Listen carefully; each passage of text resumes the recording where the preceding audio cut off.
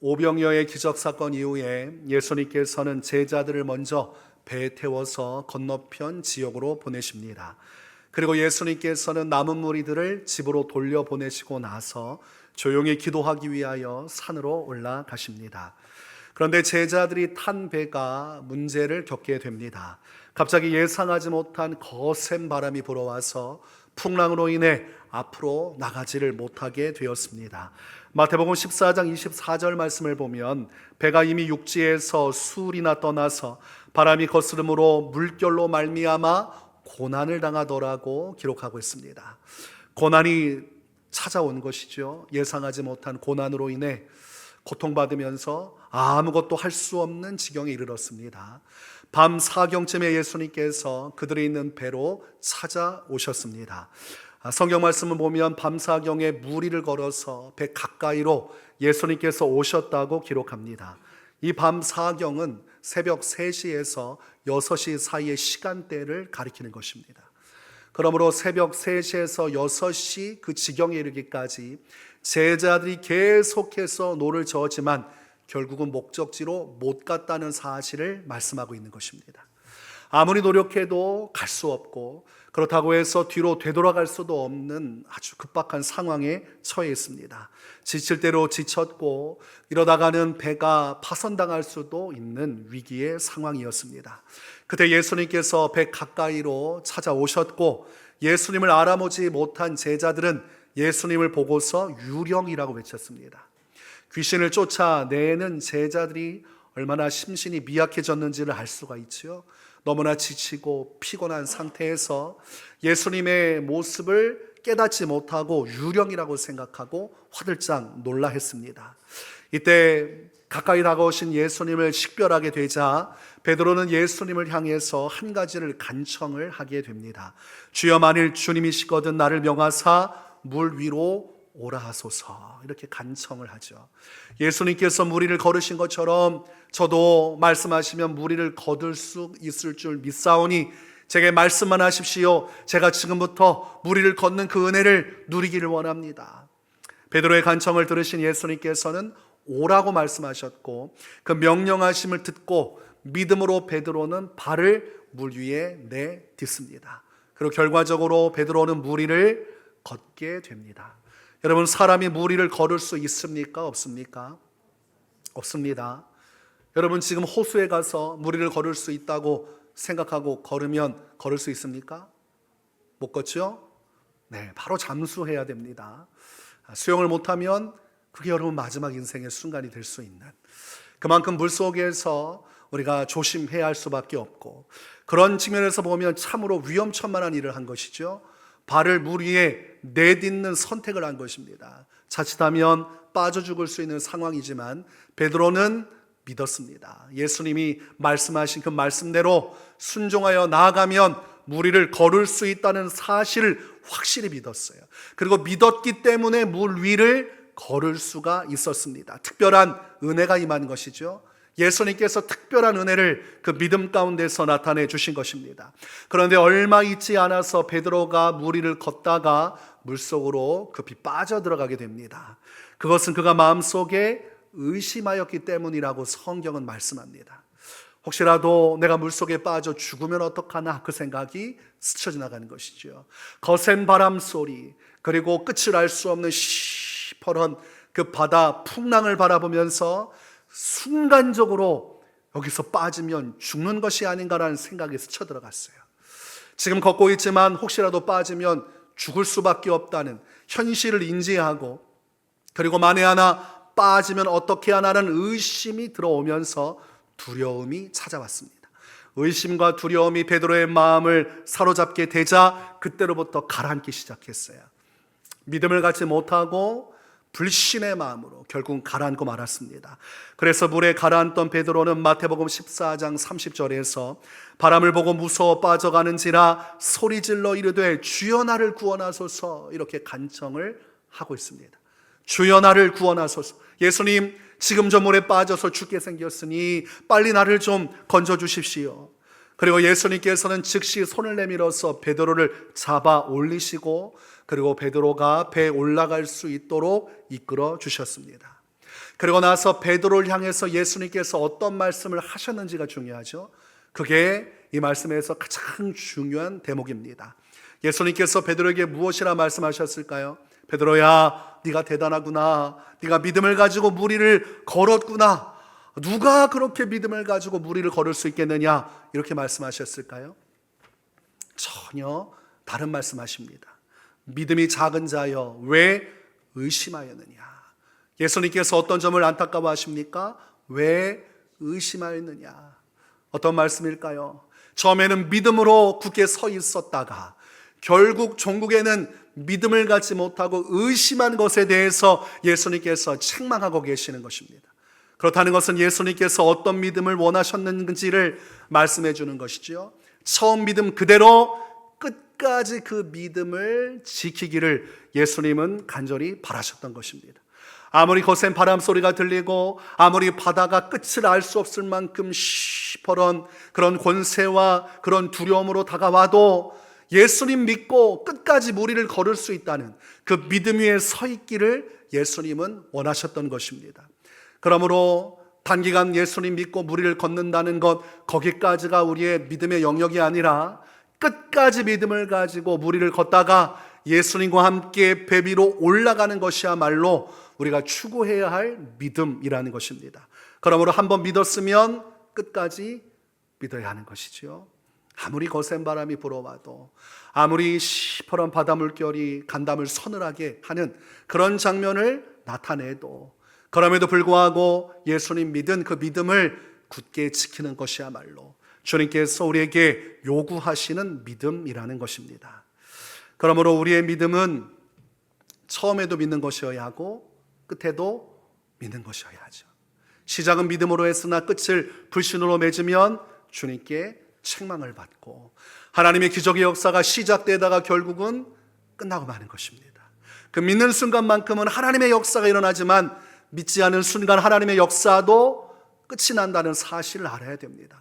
그래서 내가 믿었었다가 아니라 지금 내가 믿고 있다, 이것이 중요한 것이죠. 지금 내가 믿고 있어야 지금도 하나님의 역사가, 기적의 은혜가 내 삶에 함께 하게 된다는 것입니다. 근데 우리는 과거 한때의 믿음을 자랑할 때가 많아요. 믿었었던 과거의 전력을 자랑스러워합니다. 그래도 내가 한때 믿어서 무리를 걸어보지 않았는가? 아니죠. 지금도 그 믿음을 가지고 무리를 걷고 있는지가 중요한 것입니다. 끝까지 내가 믿음을 지키고 그 역사를 이루고 있는지가 참으로 중요하다는 것입니다. 다니엘 3장의 말씀을 보면 다니엘의 세 친구가 바벨론의 느부갓네살 왕이 세운 금신상에게 절하지 않습니다. 이때 느부갓네살 왕은 엄청난 금신상을 두라 평지에 세우고 모든 고관들과 관리들을 다 불러서 낙성식을 열고 자신이 만든 우상 앞에 절하도록 명령합니다. 그리고 그 명령을 따르지 않으면 풀무불에 던져서 죽이겠다고 엄포를 놓게 되는 것입니다. 자, 그러면 여러분, 이 우상에게 무릎 꿇고 절해야 합니까? 안 해야 됩니까? 상황상으로 본다면 일반적인 경우는 해야 하죠. 그래도 집으로 돌아가야 하잖아요. 낙성식 왔다가 불타 죽는다고 그러면 가족들이 얼마나 놀라고 충격을 받겠습니까? 기다리고 있을 자녀를 위해서, 사랑하는 가족들을 위해서, 또 자신을 항상 걱정하는 부모님을 생각한다면 그냥 한 번 절하고 건강하게 집으로 돌아가서 가정에서 사랑하는 가족들과 정말 천수를 누리다가 죽는 것이 바른 선택일 것입니다. 그런데 그 많은 고관들, 관리들이 다 일제히 우상에게 절하는 그때에 오직 단 3명만 절하지 않았습니다. 그것이 다니엘의 세 친구였죠. 사드락, 메삭, 아벳느고, 이 세 사람만 절하지 않았습니다. 그리고 왕은 그들을 불러서 한 번 더 기회를 줍니다. 아직 상황 파악이 안 됐다고 생각해서 불러들인 거죠. 다시 한 번 더 내가 악기 소리를 들려줄 때 그때 절하라. 그렇지 않으면 너희는 다 풀무불에 던져져 죽을 것이다. 그렇게 왕이 한 번 더 긍휼을 베풀어 주었어요. 그래도 내가 이 정도 자비를 베풀어 주고 설명하면 알아들을 수 있을 것이라고 생각을 했습니다. 그러나 이 3명의 믿음의 사람들은 거절을 합니다. 풀무불에 던져지게 된다 할지라도 우상에게 무릎 꿇지 않겠다고 선언을 합니다. 감히 왕 앞에서 그렇게 말을 하는 것이죠. 본인들은 이방인으로서 포로로 잡혀와서 이렇게 은혜 중에 관원으로 생활하고 있는데, 그럼에도 불구하고 감히 자신에게 은덕을 베푼 왕 앞에서 불법을 저지르면서 이렇게 말도 되지 않는 이야기를 하지만, 그러나 하나님 앞에서 절대로 우상숭배할 수는 없는 것이었습니다. 이때 다니엘 3장 17절과 18절에서 이들이 이렇게 대답을 합니다. 왕이여, 우리가 섬기는 하나님이 계시다면 우리를 맹렬히 타는 풀무불 가운데에서 능히 건져내시겠고 왕의 손에서도 건져내시리이다. 그렇게 하지 아니하실지라도 왕이여, 우리가 왕의 신들을 섬기지도 아니하고 왕이 세우신 금신상에게 절하지도 아니할 줄을 아옵소서. 풀무불에 던져진다 할지라도, 그리고 생명의 위협을 받고 죽는다 할지라도 절대로 하나님에 대한 믿음을 저버릴 수 없다고 이야기하고 있습니다. 그러면서 두 가지를 이야기하죠. 하나님께서 이 불 가운데서 왕의 손의 소리를 건져내시겠지만 혹시라도 그렇게 하지 아니할지라도 하나님에 대한 믿음과 신앙을 저버리지 않겠다고 말하고 있습니다. 그러므로 결과적으로 주님이 역사하실 것을 믿을 뿐만 아니라 그 역사를 이루실 주체가 되시는 하나님을 자신의 생명보다도 더 신뢰하고 있음을 나타내는 것입니다. 내 생명이 사라지고 없어질지라도 하나님에 대한 우리의 신뢰와 믿음은 없어지지 아니할 것입니다. 끝까지 하나님을 믿겠습니다, 이렇게 고백하는 것입니다. 느부갓네살 왕이 순간 이성을 잃어버리게 됩니다. 여러분, 누군가에게 그래도 생각해서 한 번 더 기회를 줬는데 거절당하면 오히려 제안한 사람이 수치스러움을 겪습니다. 더군다나 왕의 자리에서 왕의 명령을 어긴 사람들에게 제안을 했는데도 풀무불 가운데 던진다고 위협을 가했음에도 불구하고 아무렇지도 않다는 듯 그렇게 말하는 것에 너무나도 화가 났어요. 그래서 이 왕은 명령을 내립니다. 풀무불을 평소보다 7배나 더 뜨겁게 하라. 그리고 사드락, 메삭, 아벳느고를 결국은 이 7배나 뜨거운 풀무불에 던져버립니다. 다니엘 3장 19절에서 21절에 기록합니다. 느부갓네살이 분이 가득하여 사드락과 메삭과 아벳느고를 향하여 얼굴빛을 바꾸고 명령하여 이르되 그 풀무불을 뜨겁게 하기를 평소보다 7배나 뜨겁게 하라 하고 군대 중 용사 몇 사람에게 명령하여 사드락과 메삭과 아벳느고를 결박하여 극렬히 타는 풀무불 가운데 던지라 하니라. 그러자 그 사람들을 겉옷과 속옷과 모자와 다른 옷을 입은 채 결박하여 맹렬히 타는 풀무불 가운데 던졌더라, 이렇게 되어 있습니다. 여러분, 평소보다 더 뜨거운 풀무불을 준비하라 한다면 그 이야기를 듣는 다니엘의 세 친구의 마음이 몹시 흔들릴 수 있는 상황이죠. 뜨거운 풀무불에 들어가는 것도 두려운 일인데 평소보다 7배나 더 뜨겁게 한다는 것은 그 이상의 고통과 괴로움이 기다리고 있다는 것입니다. 그렇다면 한 번쯤은 후회할 수도 있고 한 번쯤은 이런 상황에 대해서 하나님께 원망할 수도 있을 법한 상황이죠. 다 죽게 된 상황이니 어쩌다 보니까 이렇게 됐는가? 왜 하나님은 나를 이런 위험천만한 상황에 두셨을까? 왜 금신상을 만들게 허락하시고 금신상에게 절하지 않으므로 내 인생이 여기서 끝장나게 하셨을까? 내가 하나님을 믿었던 세월이 얼만큼인데 나를 이렇게 비참한 상황에 두실까? 의심하기 시작하고 원망하기 시작하면 끝이 없을 그럴 상황이 왔습니다. 그럼에도 불구하고 이 3명의 믿음의 사람들은 하나님 앞에서 신앙생활한 그 여정을 후회하지 않았고 이런 상황에 대해서 일절 하나님께 원망하지 않았습니다. 왜냐하면 그럼에도 불구하고 여전히 하나님을 신뢰하고 있기 때문입니다. 하나님에 대한 절대적인 신뢰가 있었어요. 불불에 던져지든지 던져지지 않든지 상황이 어떻게 극단적으로 흘러가고 더 나쁜 상황이 올지라도 하나님에 대한 신뢰가 분명했다는 거죠. 풀무불에 던져지기 전에도 하나님을 믿었고 풀무불 가까이에 포박되어 끌려갈 때도 하나님을 믿었고 결국은 절대로 일어나지 말아야 할 풀무불에 던져져 불구덩이 가운데 들어가게 되는 상황에서도 하나님을 믿었다는 사실입니다. 하나님을 끝까지 믿었습니다. 그리고 하나님께서 그 믿음을 기쁘게 받으셨어요. 마지막까지 믿음을 저버리지 않고 최악의 상황에서도 불구하고 처음만 아니라 끝까지 그 상황 속에서도 하나님을 신뢰하고 믿은 이 세 명의 믿음을 하나님께서 받으셨고, 하나님께서 놀라운 기적을 행하십니다. 풀무불에 들어가면 타 죽어야 맞습니다. 잿더미가 되어야 해요. 그러나 하나님께서 그들을 지켜주십니다. 다니엘 3장 25절에서 27절에 이렇게 기록을 하고 있습니다. 왕이 또 말하여 이르되 내가 보니 결박되지 아니한 네 사람이 불 가운데로 다니는데 상하지도 아니하였고 그 넷째의 모양은 신들의 아들과 같도다 하고, 느부갓네살이 맹렬히 타는 풀무불 아귀 가까이 가서 불러 이르되 지극히 높으신 하나님의 종 사드락 메삭 아벳느고야 나와서 이리로 오라 하매, 사드락과 메삭과 아벳느고가 불 가운데서 나온지라. 총독과 지사와 행정관과 왕의 모사들이 모여 이 사람들을 본즉 불이 능히 그들의 몸을 해하지 못하였고 머리털도 그을리지 아니하였고 겉옷빛도 변하지 아니하였고 불탄 냄새도 없었더라고 기록합니다. 여러분, 성냥병 하나만 켜서 여러분 옷에 잠깐 대어도 탄내가 나요. 여러분의 머리카락에 대도 바로 머리카락이 그을려지고 탄내가 납니다. 이 작은 불 앞에서도 분명히 불의 흔적이 있고 탄내가 나는데, 이 세 명의 사람이 7배나 뜨거운 풀무불에 던져졌음에도 머리카락 하나 타지 아니하고 옷 하나 그을리지 아니하고 아무런 냄새도 어떠한 변화도 일어나지 않았다고 되어 있습니다.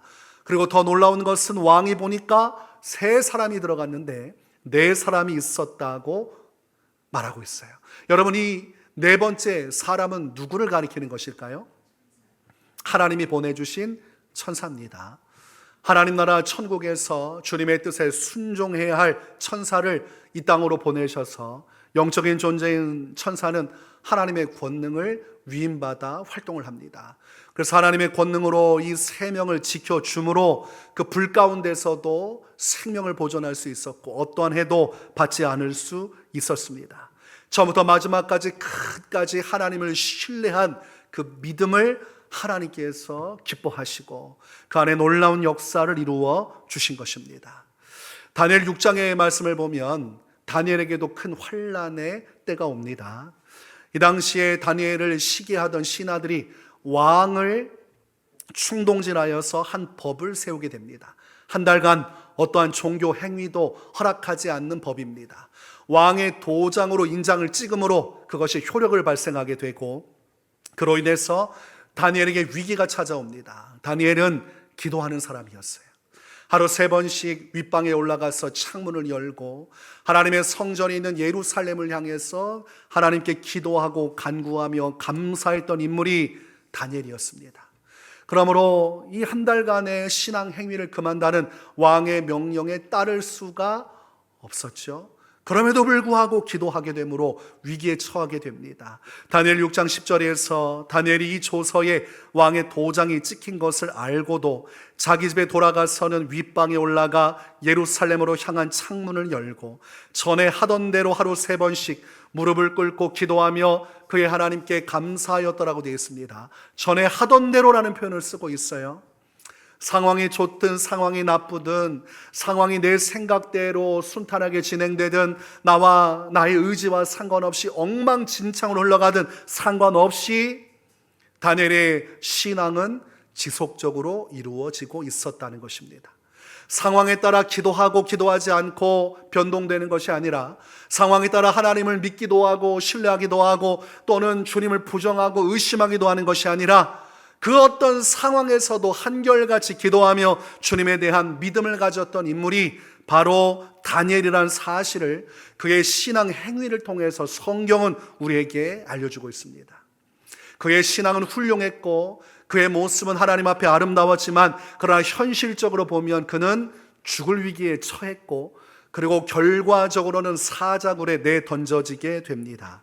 우리가 생각할 때는 그래도 전에 하던 대로 이렇게 믿음을 지키고 기도했다면 하나님께서 사자굴에 던져지지 않도록 막으셨어야 하지 않나, 이런 생각이 들 수도 있습니다. 그러나 하나님은 그대로 내버려 두셨어요. 사자굴에 던져지는 다니엘을 보고 계셨습니다. 천사가 와서 그 앞길을 막지도 않았고 왕이 명령한 그 법대로 그리고 다니엘을 시기하는 신하들의 뜻대로 결국은 사자굴에 던져졌어요. 아니, 하나님이 살아계시다면 어떻게 나를 사자굴에 던지게 하실 수 있을까? 내가 믿음을 가지고 이렇게 살았다면 이런 일은 벌어지지 않았어야 하는 것이 아닌가? 만약 다니엘이 그런 측면에서 의구심을 가지고자 했으면 가질 만한 상황이었습니다. 그러나 사자굴에 던져진다 할지라도 다니엘의 신앙은 흔들리지 않습니다. 왜냐하면 여전히 하나님을 그만큼 신뢰하고 있기 때문입니다. 다니엘은 상황과 환경을 넘어서는 하나님을 향한 절대적인 신뢰가 있었습니다. 하나님을 그만큼 확실하게 믿었어요. 사자굴에 던져지지 않던 던져지던, 사자굴에 떨어져 사자에게 물려 죽든 죽지 않던 어떤 결과와 상관없이 하나님이란 분에 대한 전적인 믿음과 신뢰가 그의 중심에 있었다는 것입니다. 그렇게 살아왔고 그렇게 살다가 죽기로 결단한 인물이 다니엘이었어요. 그러므로 사람들이 볼 때는 극단적인 사람이요, 어떻게 저렇게 신앙적으로 맹목적인 신앙생활을 할 수 있는가 손가락질 당할 수 있는 사람이었습니다. 그러나 사람이 어떻게 생각하든지, 여러분, 제가 항상 강조하는 것이 무엇입니까? 누가 어떻게 생각하는지가 중요합니까? 사람의 생각이 중요한 것이 아니라 하나님께서 어떻게 생각하시는지가 중요한 것입니다. 밖에 나가서 천하만민이 내게 손가락질하고 멍청하고 어리석다 하여도 하나님께서 너는 믿음의 사람이고 의롭다 하시면 그것으로 충분하죠. 왜냐하면 마지막 날 나를 심판하실 하나님, 나를 판단하실 하나님이시기 때문입니다. 모든 권세자, 모든 통치자들, 세상 모든 민족, 각 역사와 각 시대를 살았던 모든 이들이 오직 하나님 앞에 서서 심판받을 것이기 때문에 중요한 판단은 사람이 어떻게 생각하는지가 아니에요. 하나님께서 나를 어떻게 생각하는지가 중요하고 다니엘에 대해서 하나님께서 어떻게 생각하는지가 중요한 것입니다. 세상적으로는 어리석은 자죠. 그 고집버리지 못해서 한 달만 신앙생활 안 하면 되는데, 그냥 쥐 죽은 듯이 조용히 있다가 평생 남은 기간 하나님 섬겨도 되는데 굳이 왜 그 30일간의 기간에 목숨을 걸고 아집과 고집을 부리다가 결국은 사자굴에 던져져 죽는가? 그렇게 말할 수 있지만 주님은 그 선택을 믿음으로 받으셨습니다. 그만큼 하나님을 믿고 신뢰하고 어떤 상황에도 변함없이 하나님에 대한 믿음을 따라 살겠노라는 그 다니엘의 굳은 믿음, 처음도 그리고 과정도 끝도 동일하게 살고자 했던 그 믿음의 선택을 주님은 기뻐하셨어요. 그래서 사자굴에 던져지기 전에도, 그리고 사자굴에 던져져서 사자 앞에 떨구어졌을 때에도 다니엘은 하나님을 신뢰했습니다. 여러분, 그래도 사자굴에 던져지기 전까지는 믿는다 해도 결국 사자굴에 내던져져서 여러분 사자 얼굴 볼 때 그때 믿음을 붙들 수 있겠습니까?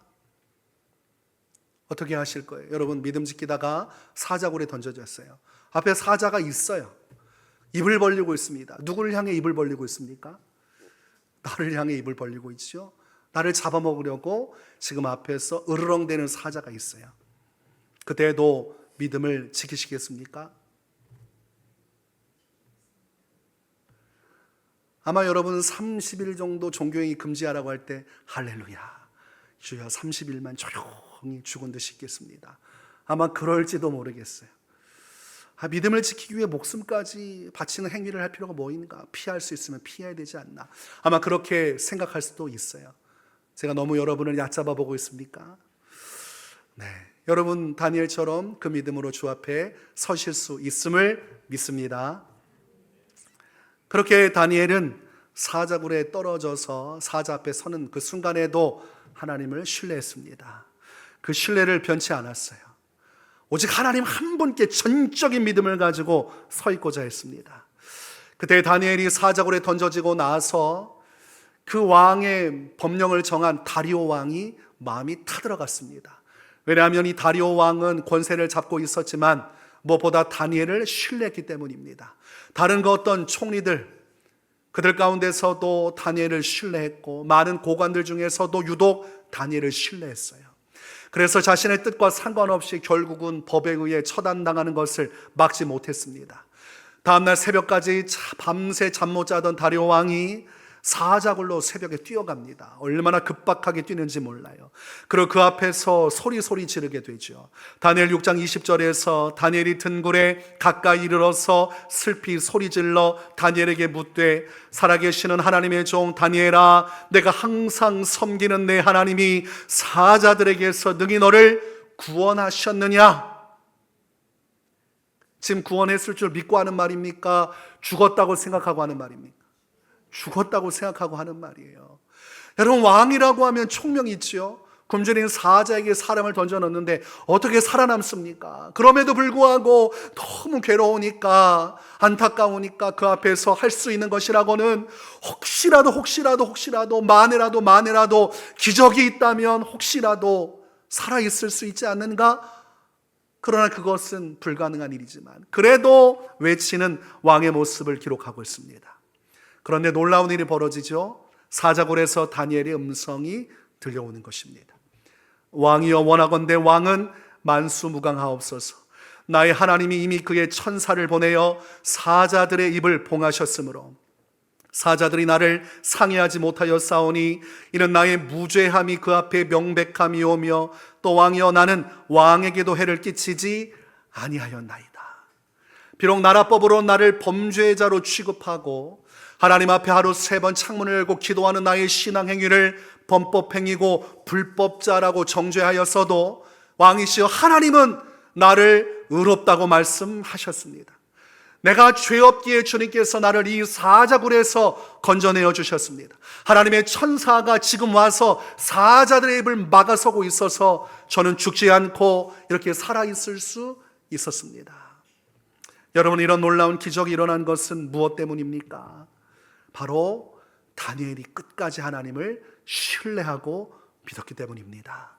다니엘 6장 23절에서 왕이 심히 기뻐서 명하여 다니엘을 굴에서 올리라 하매 그들이 다니엘을 굴에서 올린즉 그의 몸이 조금도 상하지 아니하였으니 이는 그가 자기의 하나님을 믿음이었더라. 아주 중요한 부분이죠. 그가 자기 하나님을 믿음이었더라. 실베나 더하는 풀무불 가운데 다니엘의 세 친구를 던져 넣었음에도 그들이 아무런 해를 입지 않은 것도 그들이 하나님을 믿음이었더라. 좋은 날만 믿는 것이 아니라 일이 형통하고 잘되고 승승장구할 때만 믿는 것이 아니라 점점 더 일이 그르칠 때도 믿었고 일이 최악의 상황으로 가서 이미 다 끝난 상황에 이르러서도 하나님을 믿었다는 것이 중요합니다. 믿음은 그런 것이 되어야 돼요. 좋은 날만 믿는 것은 그건 작은 믿음에 불과합니다. 하나님께서 행하신 일을 보면서 믿는 거 누가 못합니까? 정말 큰 믿음은 망해가는 가운데서도 믿는 것입니다. 상황이 자꾸 내 뜻대로 이루어지지 않고 자꾸 복잡한 일이 찾아와서 내 인생이 힘들어지고 그리고 그 길로 가면 안 되는데 싶은 그 엉뚱한 길로 내 인생이 고꾸라지는 것처럼 보일 때도 믿음을 가질 수 있을 때, 그럼에도 불구하고 하나님을 신뢰할 때 하나님께서 그 믿음을 큰 믿음이라고 말씀하시는 거죠. 베드로처럼 한순간 잠깐 믿었다가 순간적으로 의심하는 건 믿었으니까 믿음이죠. 작은 믿음입니다. 그러나 끝까지 그 믿음을 고수하여서 하나님의 기적의 영광을 보게 되는 것이야말로 하나님 우리에게 요구하시는 바 성도가 가지고 있어야 할 큰 믿음이라는 것입니다. 여러분, 출애굽한 이스라엘 백성들이 10가지 재앙으로 이집트를 심판하신 하나님을 보았습니다. 홍해를 가르시는 하나님을 보았습니다.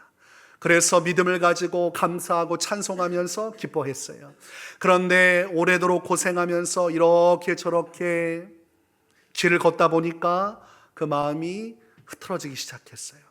피곤하고 지치고 어려운 삶이 반복되니까 이거 언제 가나안 땅 들어가나 이런 생각이 들었고, 마침내 가나안 땅을 목전에 두고 정탐꾼을 보냈는데 정탐꾼 중 과반수 이상 10명이 그 땅에 가면 다 죽습니다. 그 땅 거민들은 우리가 감당할 수 있는 존재들이 아닙니다. 그곳은 죽음이 기다리고 있는 곳이므로 우리는 절대로 그 땅에 들어가면 안 됩니다. 우리와 우리 자녀 모두가 다 멸족할 것입니다. 그 말을 듣고 불신을 확신 있게 가졌어요. 여러분, 불신을 확신 있게 갖는 게 불신이죠. 믿음 충만함이 있으면 무엇 충만함도 있습니까? 불신 충만도 있습니다. 불신이 충만해야 원망과 불평이 쏟아지기 시작해요. 그래서 밤새워 그들은 후회하고 원망했습니다. 왜 우리가 하나님 따라서 출애굽했을까? 후회했습니다. 그리고 우리가 어떻게 이 하나님을 믿고 가나안 땅에 들어갈 수 있을까? 하나님에 대한 불신, 원망의 말을 쏟아놓기 시작했어요. 밤새워 그들이 쏟아낸 말들을 주님이 다 들으셨어요. 다른 지휘관을 세워서 다시 애굽으로 돌아가려고 한 그들의 모든 것을 주님이 보셨습니다. 그리고 그들이 처음에는 믿음으로 시작했지만 결국은 가나안 목전에 두고 믿음 아닌 의심을 하게 될 때 하나님과 함께 가나안 땅에 들어가지 못하고 결국은 그 목전에서 광야 40년 길로 들어가게 되었습니다. 만약 그때의 여호수아와 갈렙의 보고를 받아들이고 하나님의 신실하심을 끝까지 믿었다면, 10가지 재앙을 내리시고 홍해를 가르신 우리 하나님, 저 가나안 땅이 아무리 우리가 정복할 수 없는 강대한 나라라 할지라도 주님이 우리와 함께 계시면 그 나라 그 땅을 차지할 수 있다는 믿음을 가지고 돌파했다면 하나님께서 가나안 7족을 일시에 무너뜨릴 수 있는 놀라운 기적과 같은 일들을 행하셨을 것입니다. 하나님께서 이루시는, 한마디로 베드로가 물 위를 걷되 잠깐 걷다가 빠진 것이 아니라 끝까지 걷고 배 위에 안전하게 올라갈 수 있었을 그런 일들이 가나안 땅으로 향하는 출애굽 1세대에 일어났을 것입니다. 그게 되지 않으니까 하나님께서 한탄하실 수밖에 없고 그를 책망하시고 그를 40년 징계 길로 가게 하신 것이죠. 우리는 환경이 좋을 때는 아멘 아멘 합니다. 하나님께서 역사하십니다. 아멘. 주님이 우리의 삶의 길을 인도하십니다. 아멘. 광야의 길을 내시고 사막의 강을 내시는 새 일을 행하신 하나님을 믿으십시다. 아멘. 뭔가 되어 보이고 뭔가 이루어질 것 같고 희망이 보이니까 그 희망 안에서 믿음을 이야기합니다. 그러나 어려운 환경이 찾아오고 위태로운 상황이 계속되고 원하는 대로 길이 열려지지 않고 막혀지고 도리어 길이 열려지기는커녕 내 인생이 점점 어려워지고 상황이 복잡해지면 그때부터 의구심을 갖는 것이죠. 하나님에 대한 신뢰를 가지고 있어야 할 그때에 의심을 하고, 그리고 하나님에 대해서 온전한 믿음을 갖지 못해요.